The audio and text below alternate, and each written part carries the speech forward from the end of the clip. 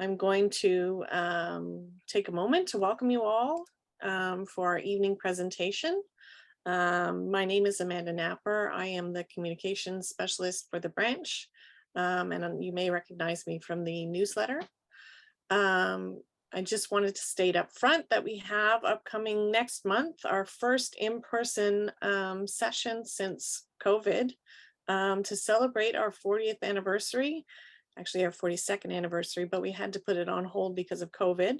We're going to have David Allen Lambert, the chief genealogist at American Ancestors, join us at Bethany Community Church for a dinner. It'll be $30 a plate. And as well, next month, and that's on October 22nd, starting at 6. And next month as well, our online webinar will be with David Sharon, the head of special collections and archives at Brock University, who is going to talk about using rare books and the primary records at Brock University for your research. He'll delve into the databases that they have at Brock University that may help you find your relatives. And now I'd like to welcome Janet Hodgkins to the branch. Her presentation today is there a loyalist in your family tree? Janet has been a member of the Colonel John Butler Niagara branch of the United Empire Loyalists Association of Canada since 2010, and she's currently the program chair and director.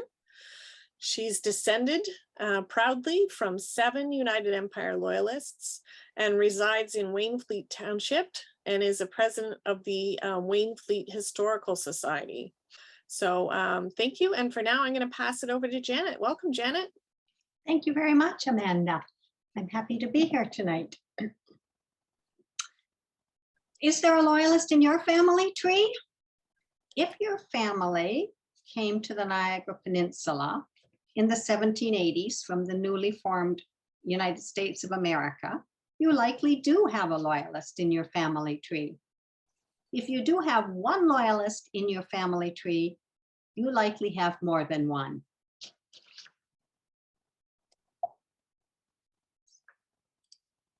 Loyal she began, loyal she remains. That's the motto of the province of Ontario. The foundations for the modern province of Ontario were laid down by the United Empire Loyalists. The Loyalists were refugees from the American Revolutionary War. They were forced to flee the new United States for fear of persecution, imprisonment, or even death. In this presentation, I will explore who the Loyalists were. I will tell you a little bit about the United Empire Loyalists Association of Canada. And I will explain how to apply for your own certificate for your own Loyalist ancestor. I have 7 of them. I have 7 Loyalist ancestors and 7 certificates. And you can see one of my certificates in the bottom right-hand corner here. That's one of the first ones I got. To answer the question, who were the Loyalists, we have to go back in time to 1776. In 1776, the map of North America looked like this. The pink part shows the 13 colonies, which belonged to Great Britain. And above that is Quebec, which encompasses not only modern day Quebec, but what's now Ontario. In 1776, some of the residents of the 13 colonies, who called themselves patriots, wanted to separate from Great Britain, so they declared war on Britain. When the war for American independence ended years later in 1783, the map of North America looked like this.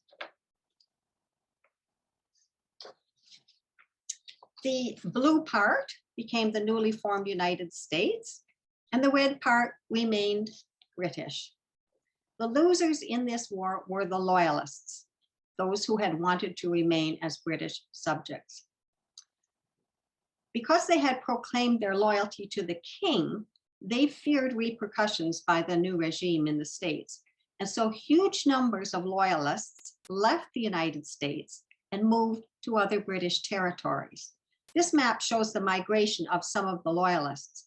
Now, a few loyalists did go to England, and a few, mostly the ones from the southern colonies, went to British islands in the Caribbean, such as Jamaica or the Bahamas, or they went to Florida, which was another British colony. But the largest number of loyalists came to Canada.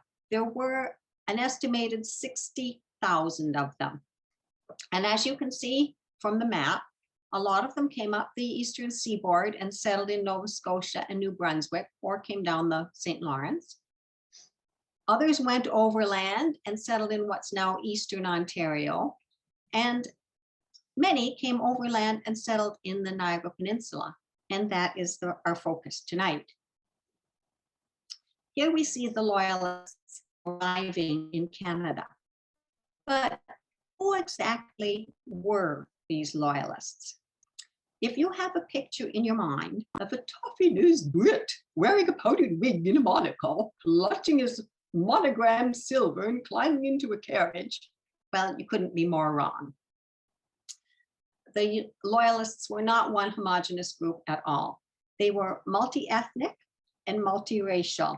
They were from all levels of society. Many were soldiers who had fought for Britain.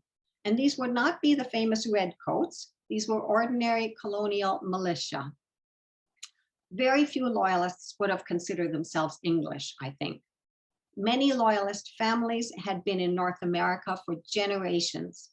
The family of my own Loyalist ancestors, for example, had come from England, but it was way back in 1630. So they had been in North America for generations by 1776. Other Loyalist ancestors of mine had come from a German background. They emigrated to North America during the Great Palatine Migration, which was in the early 1700s. There were Loyalists of many, many different nationalities. There were also Black Loyalists. Some were free, some had been soldiers, and some were enslaved. There were about 15,000 enslaved Black Loyalists who were brought here by their owners. There were a great many Indigenous Loyalists. The Six Nations, for example, had mostly allied with the British, and many, many of the Six Nations people came to Upper Canada. So the Loyalists were everybody in the 13 colonies. They came from all parts of life. Above all, they were refugees from a civil war. Some had spent time in refugee camps. Many had had their property seized by the Patriots. They had lost their homes, their lands, their farm animals, all of their possessions.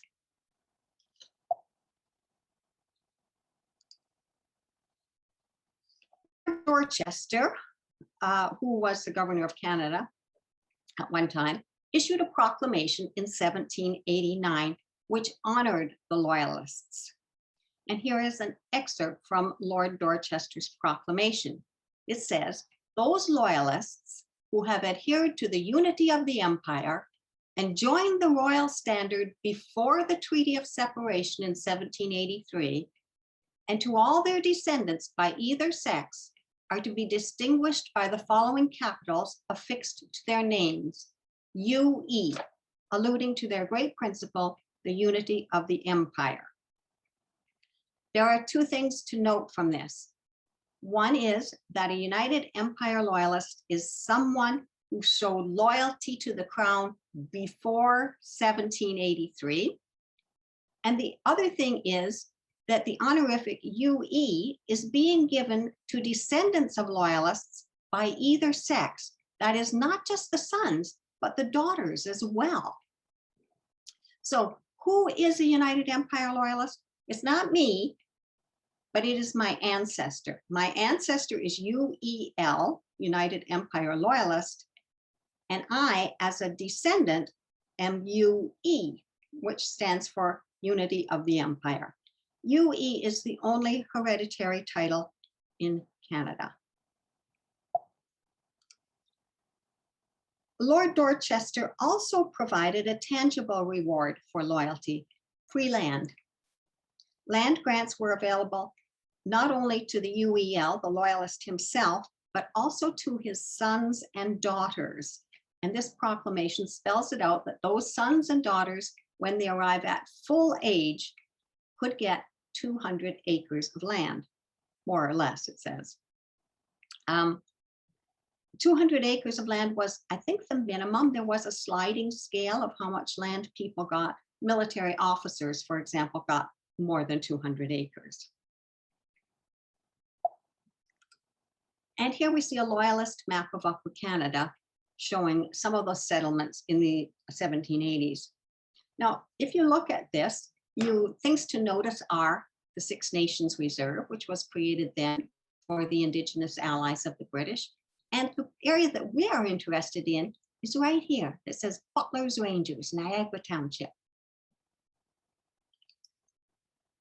If you're doing research about your Loyalist ancestor, you might find some strange terminology. You might say settled in the home district, and you will say, where is the home district? Well, as you can see from this map, Ontario, which wasn't called Ontario then, but it was all carved up with, and all the areas have different names. Now Niagara is still the same, but there's the home district. And here's London, for example. And it doesn't mean just the city of London, it's all this territory, the Bruce Peninsula. So terminology changes with time.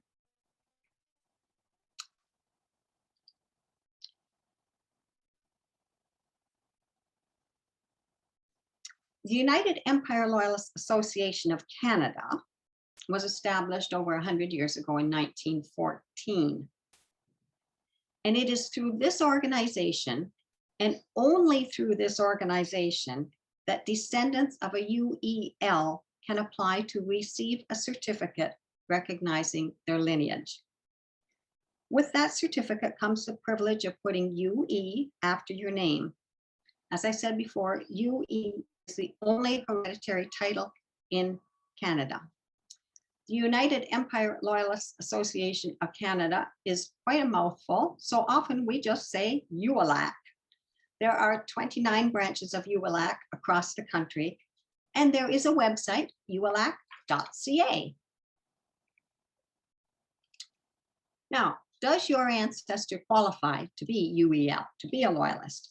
Well, according to UELAC, a United Empire Loyalist can be defined as a resident of the 13 colonies at the commencement of the American Revolution, who had joined the Royal Standard and had been resident within the British lines before the Treaty of Separation in 1783. So to be UEL, your ancestor had to be living in the 13 colonies by 1776, and according to Lord Dorchester's proclamation, have proven loyalty to the Crown before 1783. Those are the two critical things to remember. Resident of the 13 colonies, proved loyalty before 1783. UELAC spells this out very, very clearly, who qualifies to be a United Empire Loyalist. There are, I think, 7 conditions. The first is for people who are accepted to be a United Empire Loyalist. The first is Loyalists who served in a Loyalist regiment during the Revolutionary War. This is by far the most common qualifier. The vast majority of people who have the UEL designation were soldiers during the American Revolution. Of my 7 Loyalist ancestors, 3 were soldiers. So there are other conditions. Number 2, a Loyalist who joined the Royal Standard and died either in service or in prison during the American Revolution. I have 3 Loyalist ancestors who were imprisoned for their beliefs. Number 3, Loyalists who joined the Royal Standard and died on their way to Canada, but their families settled and were eligible for land grants. 4, Loyalists who joined the Royal Standard, settled in Canada, and after a period of time, relocated elsewhere. 5, Loyalists who joined the Royal Standard and subsequently were unable to complete the land grant regulations due to ill health. 6, Loyalist women who have the primary source documentation required to demonstrate that they are Loyalists above and beyond being the spouses of Loyalists. Loyalist women are very rare, but there are some. I don't have any in my family tree, and I don't think I know any either, but there are a few. And 7, Loyalists who supported the British but arrived as refugees, not on a muster roll, perhaps because of age or poor health or other circumstances such as imprisonment for supporting the British. So if your ancestor meets any of those 7 qualifications, they could be considered a United Empire Loyalist. How to get your certificate? There are 3 easy steps. 1, join UEL, because remember, that's the only body that can issue you a certificate, pardon me. 2, be sure that your ancestor was UEL according to Lord Dorchester's proclamation, that is, living in the 13 colonies by the outbreak of war and proven loyalty before the end of the war. And then 3, all you have to do is prove your lineage from yourself back to your Loyalist ancestor. As I said, 3 easy steps. So the first step is to join UEL. There are 29 branches across Canada. The Niagara branch is called the Colonel John Butler branch. And you can join simply by going online to uelac.ca and selecting the branch of your choice. There is an annual membership fee. Colonel John Butler is the largest branch in Canada. During non-pandemic times, we meet 8 times a year for a lunch meeting at Betty's Restaurant in Chippewa. We have our lunch, we have a guest speaker, and it's at these meetings that certificates are presented to people who have proven their Loyalist ancestry. It's a Kodak moment. Our branch, the Colonel John Butler branch, is named for Colonel John Butler. Colonel John led a corps of Indigenous allies and militia, about 900 men, I think, active for about 6 years during the American Revolution. You can see them here in their green uniforms. These were not British red coats. They wore green jackets. They fought a guerrilla style of warfare, and the green jackets helped them blend in with the trees. Fort Niagara at the mouth of the Niagara River was the headquarters for Colonel John Butler. And when the war ended, he led most of his men and their families to Niagara, and the majority of Butler's Rangers settled here in the Niagara Peninsula. 2 of my UEL ancestors were Butler's Rangers. So joining UEL, that was step 1. That's the easiest step. And you can join even if you don't have Loyalist ancestors. All you have to do is be interested. Now, to see if your ancestors meet the qualifications to be considered UEL, well, the easiest thing to do is to go to UEL and look at the Loyalist directory. On the website, the Loyalist directory lists over 10,000 names of people who have been proven to be United Empire Loyalists. So if you've got somebody you think might have been, you could look it up and see if his name is here. And if you find your ancestor's name here, well, that's the one you should start with. That'll be the easiest thing. When I was growing up, my father and my grandmother always said that our ancestor, John Hayner, was a Loyalist. So, in order to apply for a certificate, I started to research John Hayner. Now, there's my certificate, but do you see John Hayner on it anywhere? There is a John Hayner who is UEL. In fact, there are 2 of them, but I am not descended from either of those John Hayners. I'm descended from Zachariah Hayner. Zachariah Hayner, 1761 to 1813, was UEL. He was my 4th great-grandfather.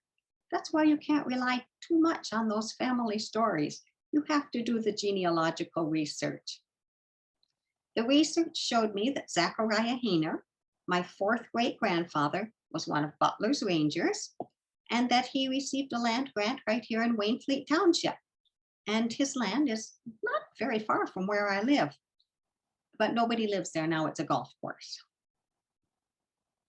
So this was one of my first certificates. I started at the beginning, I had 2 certificates, one for Zachariah Hayner and one for Aaron Doan. Aaron Doan is an ancestor on my mother's side. His dates are 1756 to 1844, and he was my 4th great grandfather. When I began to read about Aaron Doan, I knew that I had found another Loyalist ancestor. You might have heard a presentation that I gave to this group over a year ago, I think. It was called My Notorious Ancestors.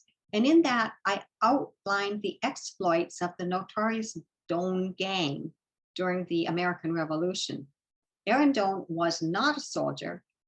He was part of a gang of spies and scouts who liberated POWs. They supplied horses and money to the British side.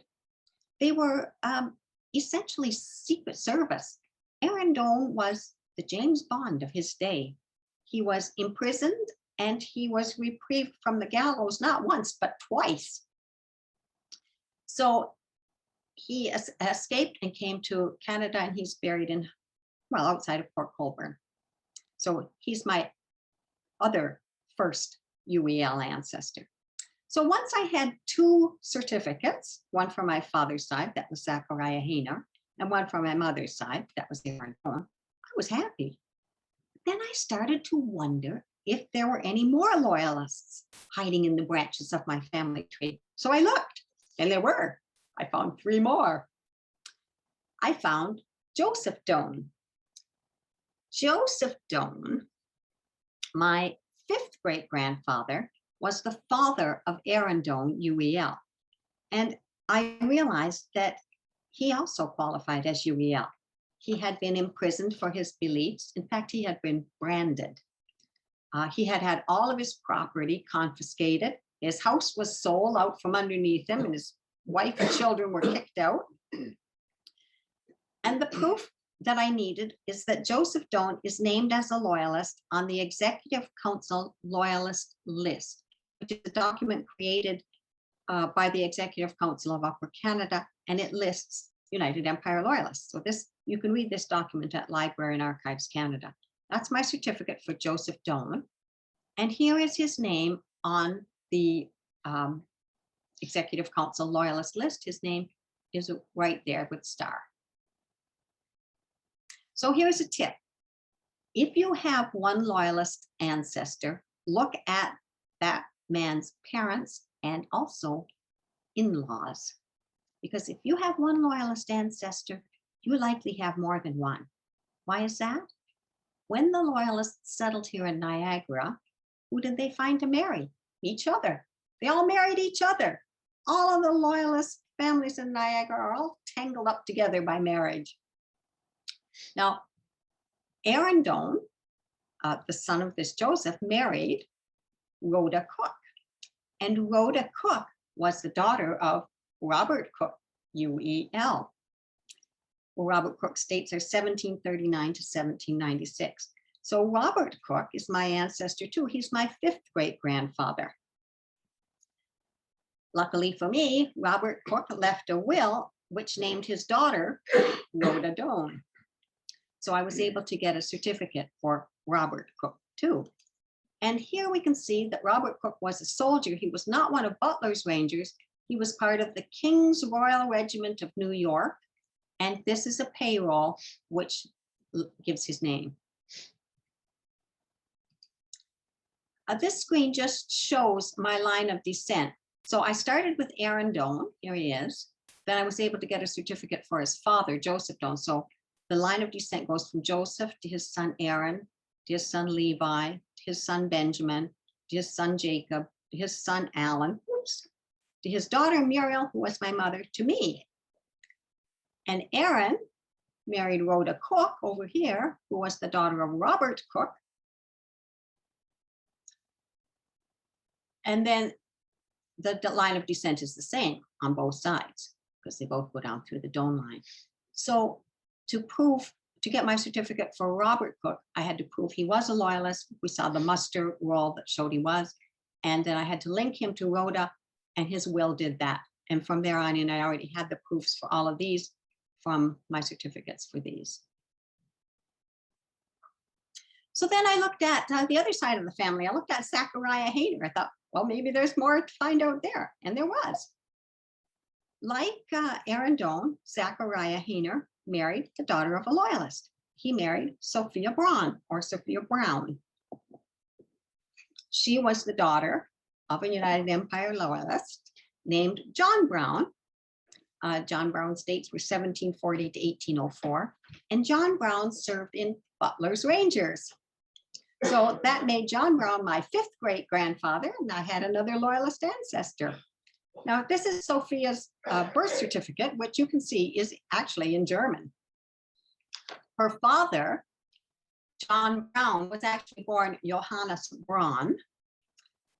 His grandfather had come to the Hudson Valley from Germany as part of the Great Palatine Migration in 1710. The Brown homestead in St. Catharines, it's the oldest home in St. Catharines, is where the Brown or Braun family lived. Now, where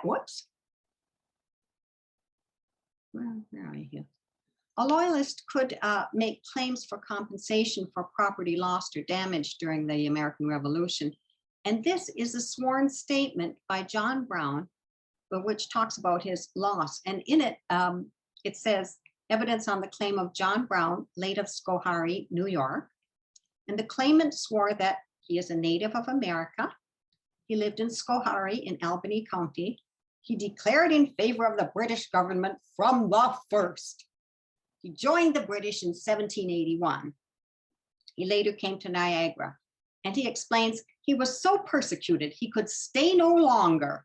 He was ordered to quit the country by the rebels as being a Tory.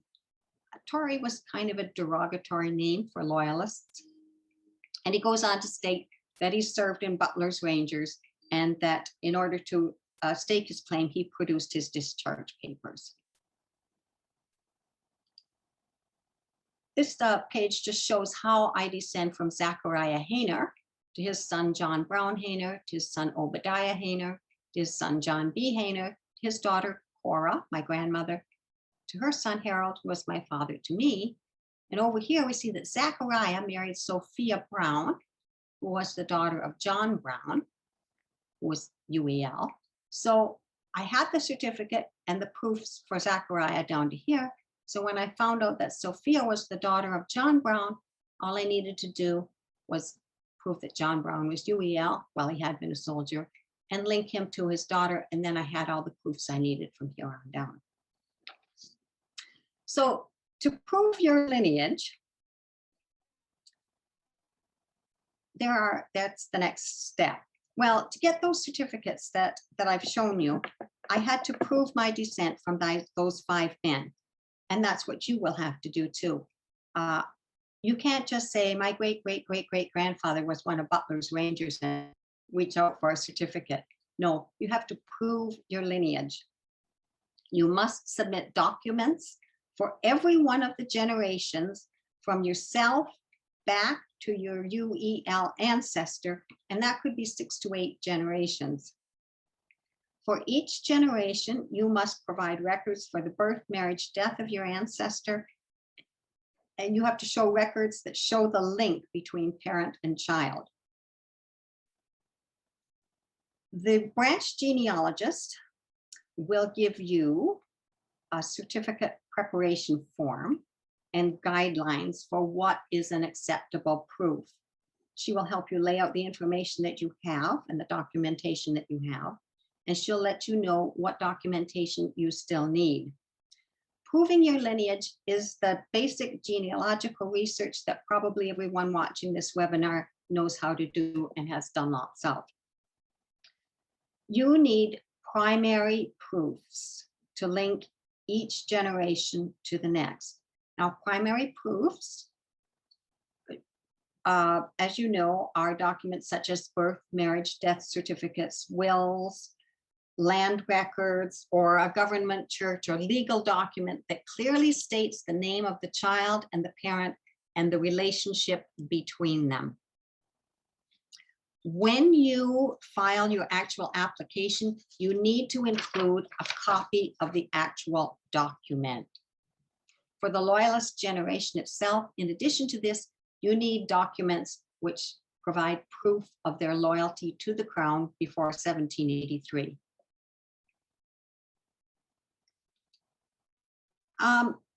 I'm pretty sure you probably know what a primary source document is, but here are two examples. On the right is a page from a land registry copybook, which is in the Friends of the Loyalists collection at Brock University. This page is a sworn declaration that Levi Doan is the father of Benjamin Doan, and it's dated 1846. On the left is my parents' marriage certificate. This is very valuable because it not only proves their marriage, but it gives the names of the parents of both the bride and the groom. I bought this from Service Ontario.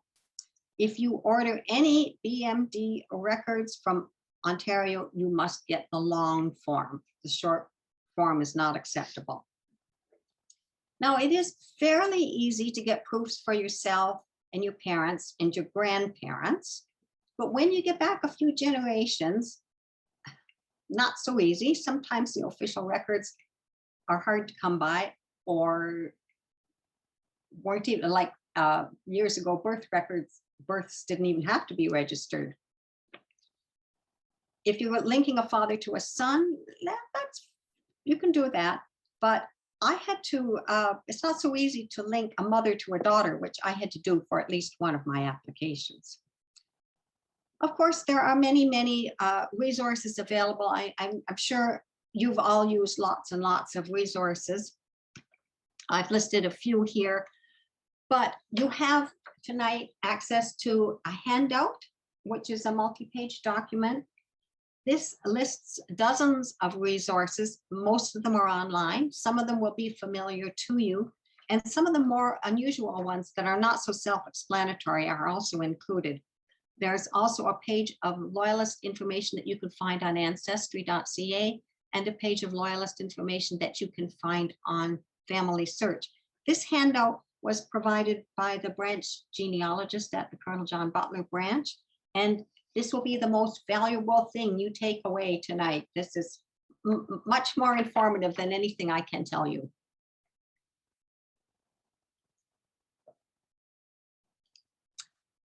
The branch genealogist can help.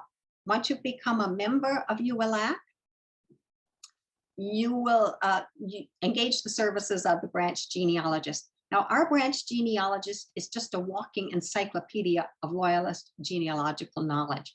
She has been a tremendous help to me in preparing my certificate applications and also in preparing this webinar.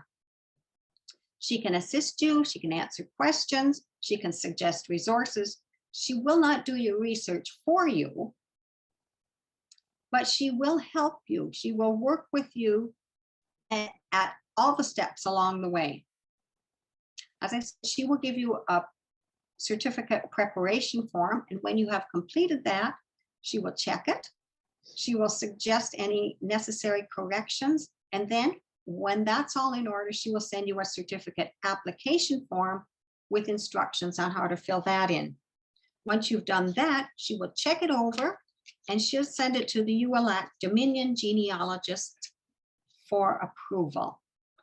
The branch genealogist is the only person who can give you the certificate application form.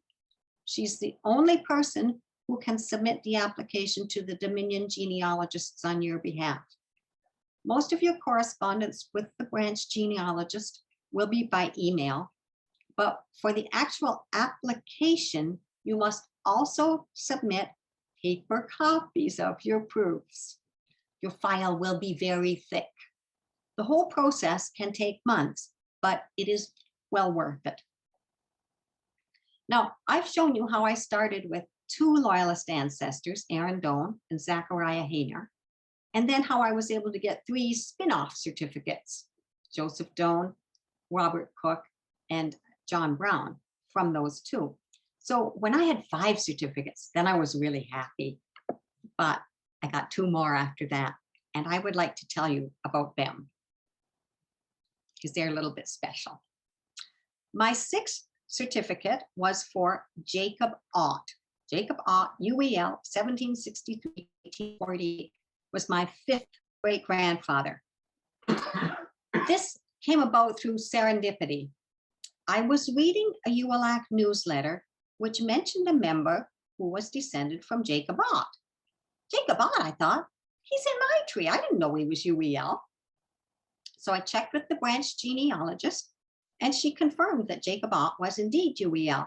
She also told me that most of the people who had certificates for him lived in Manitoba. This puzzled me a bit because Jacob Ott lived in Wainfleet. Anyway, I got to work on the application right away. This application presented some challenges to me because after Jacob Ott, the descent was all from mother to daughter, all the way down. Jacob Ott was the only male in that line. The proof that Jacob Ott was UEL is a document called Ward Chipman's List. Ward Chipman was a loyalist who settled in Nova Scotia and New Brunswick. He was a lawyer and a judge. He was a member of the Legislative Assembly and the Supreme Court, and he kept a lot of documents.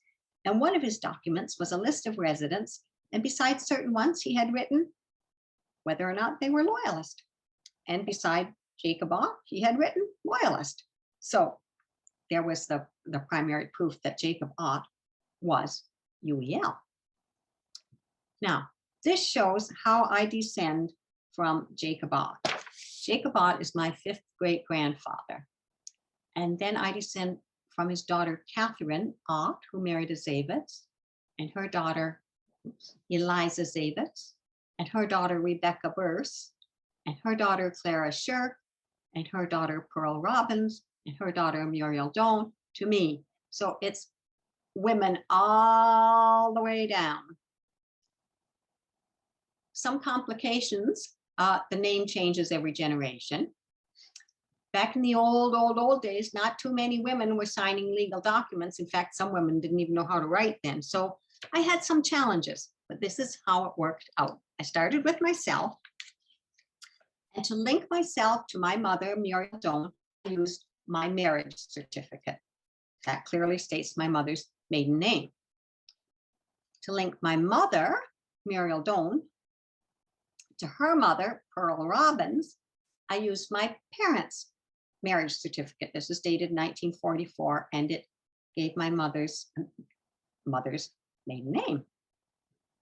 Now to link Pearl to her mother, Clara Shirk, I used Pearl's marriage certificate. This was dated 1920.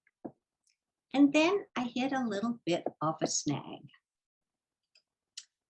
I needed to link Clara Shirk to her mother, Rebecca Burse. But Clara's name wasn't really Clara. Her birth record, which is dated 1869, names her as Rebecca. But in every other record I found, her name is Clara. The explanation is simply that she didn't like the name Rebecca and she always called herself Clara. So I had multiple documents which called her Clara, but her legal name is Rebecca. So when I submitted these documents, I had to put in a statement of explanation describing the name discrepancy and why it was. So you can put in notes of explanation. So then I had to link Rebecca Burse to her mother, Eliza Zavitz, and I was able to get a death record of Rebecca Burse, which named her mother Eliza Zavitz. Now, Eliza Zavitz was born in 1815. Pardon me. And I got stuck here. I had to connect Eliza Zavitz, born in 1815, to her mother, Catherine Ott, who was born in 1794. Catherine Ott was the daughter of Jacob Ott, UEL. So I was really stuck. I didn't know what I was going to do, but I hunted and I hunted, and eventually I hit the jackpot. This is a page from the Quaker meeting records. It's dated November 2nd, 1825, It's from the Pelham Society of Friends at Black Creek, Upper Canada Village. It links my fourth great-grandmother, Catherine Ott, who married a Zavitz, to her daughter, Eliza Zavitz. And the relevant part reads, a request was produced to this meeting from Black Creek preparative for Catherine Zavitz and her three minor daughters, viz. Elizabeth, Louisa, and Rebecca. So there we have proof that Catherine had three daughters and one of them was named Elizabeth. So if you have any Quaker ancestors, the Quaker records are invaluable. They are detailed, they are extensive, and they go back a long, long way. This I found on Ancestry. The last thing that I needed was to connect Catherine Ott to her father, Jacob Ott, UEL. Now, luckily for me, Jacob Ott had made a will in which he named not only his son, but also his 6 daughters. So I had the proof I needed for my certificate. Although Jacob Ott started out in Nova Scotia, he ended up in Wainfleet and he's buried in Morgan's Point Cemetery. And I saw his grave just this summer. My last Loyalist certificate that I want to tell you about is for my fourth great-grandfather. His name was Caspar Ramey. Caspar Ramey, UEL, 1757 to 1848. I want to tell you about him because this certificate that you are looking at is the first certificate ever issued for Caspar Ramey. And as far as I know, it's still the only one in Canada. Caspar Ramey was not listed in the Loyalist directory. Caspar Ramey had never before been proven to be UEL. Caspar Ramey was in my tree. Like many others, he had come from the new USA after the American Revolution. Now that alone does not make him UEL. Some people came here for free land. Large groups of Quakers and Mennonites came to Canada because as pacifists, they were uncertain how they would fare in the new United States, whereas the British government guaranteed them freedom of religion. So why had Caspar Ramey come here? I wondered. Here's what I knew about Caspar Ramey. I knew he had been born in Pennsylvania. I knew that he came to Canada in 1788. He settled in Wainfleet along the shores of Lake Erie, just west of what is now Port Colborne. And then in a few years, he sold his land to the Graybill family, and they built Rathfin Inn on it. And then he moved into Humberston to what's now known as Ramey's Bend, and he lived there until he died in 1848. Well, I was reading a history of early settlers in Humberston, and I came across some revelations about Caspar Ramey that explained all about him coming to Canada. There were excerpts from his land grant application that explained a whole lot. Now, Caspar Ramey did not apply for land until the 1820s. Most of the Loyalists applied in the 1790s. In his application for a land grant, Caspar Ramey said, "At the commencement of hostilities, your petitioner declared himself to be a British subject. Your petitioner had his property taken and destroyed by the revolutionists. Your petitioner was detained in prison until the peace for adhering to the British cause." And then he went on to say, your petitioner, being ignorant and illiterate, did not know until of late that there was such a thing as a UE list, or that a person could draw land without fee if he had adhered to the unity of the empire. Wow, this seemed to me to be proof that Caspar Ramey was UEL. He swore that he had sided with the crown. He lost his property to the revolutionaries. He was jailed, and poor ignorant and illiterate Caspar Ramey, who didn't even know there was such a thing as a list, really wanted to have his name on that list. Now, in addition to Caspar's own testimony, there were some sworn affidavits by other people, and one was from his friend and neighbor, Henry Zavitz, who said, Caspar Ramey would have joined His Majesty's forces during said war had he not been captured and imprisoned by the enemy. He went on to say that at one time during the Revolution, Caspar Ramey, being closely pursued by the enemy, was under necessity of concealing himself in the woods, where he remained for a long time and was fed by me. And then there was another sworn testimony from, get this, a patriot soldier who had arrested Caspar. This is what Joseph Rogers had to say. He said that his regiment was at the time ordered to pursue a party of Tories that had declared for Canada. They overtook the Tories near the Susquehanna River, and after a short skirmish, they carried them to a place called Easttown near the Delaware River. And afterwards, this Joseph Rogers became acquainted with one of the said Tories, Caspar Ramey. Caspar Ramey was put in jail where he remained. So I thought this was proof. But to be sure, I checked with the branch genealogist, and she agreed with me. And then so that she could be doubly sure, she checked with the Dominion genealogist, who said, yes, Caspar Ramey didn't meet the requirements to be UEL. So there were the proofs I needed for a new ancestor, and I began the application process. This shows how I descend from Caspar Ramey. I descend from his Caspar to his daughter Anna, and Anna married a Doan.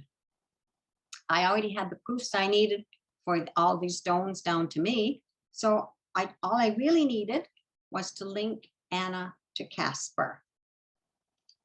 For Caspar's proof of loyalty, I needed a copy of the land grant petition, which the branch genealogist was able to locate. And I needed to link Caspar and his daughter Anna. The Wilson Archives in Port Colborne had a copy of Caspar Ramey's will, which named his daughter Anna Ramey Doan. So from there on down, I already had the proofs that I needed. At long last, after more than 200 years, the name of Caspar Ramey, ignorant and illiterate, would be on a Loyalist directory, and he would have the initials UEL after his name. Caspar Ramey died at his home in Ramey's Bend, and he's buried in Overholt Cemetery outside of Port Colborne.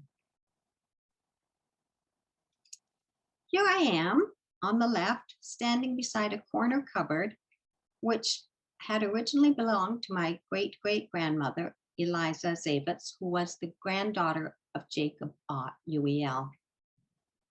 This cupboard has come down the line from mother to daughter through all those women that I detailed to you. On the right, you can see me receiving my latest two certificates, the one for Jacob Ott and the one for Caspar Ramey. After I had my first two certificates and I began to apply for others, my husband asked me why.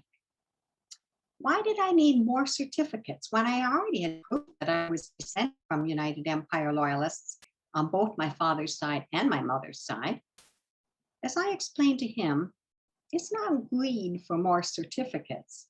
It's a way for me to honor my ancestors, to recognize the hardships that they endured during the American Revolution and the struggles that they suffered when they tried to begin a new life here in the wilderness of Niagara. It's a way for me to acknowledge the contributions that they made to the growth of what is now Ontario. It's a way for me to thank my ancestors for what they did so that I can live here in peace and prosperity. Thank you for listening and watching tonight. We'll start wrapping up now. I'm just going to remind you again, and thank you, Janet, very much for joining us this evening. I'm going to put up again the Facebook site for the Wainfleet Historical Society if you want to go find Janet over there. And then I'm going to remind everybody as well that we've got some exciting events coming up in October. On October 22nd, we've got our 40th anniversary special in-person dinner event with special guest David Allen Lambert, the chief genealogist at American Ancestors. We'll be having dinner at Bethany Community Church, and you can find that event on our website. And as well, we've got in October, our next online event is on October 21st. With David Sheridan, the head of special collections and archives at Brock University. Pop on over to our website to sign up for that. It will be an online webinar, and you should, if you've signed up for this one, actually receive a notification on that one as well. So thank you very much again. We're going to cut it off now. So thank you, Janet. Have a good evening, My everyone. pleasure. Okay. Bye. Bye.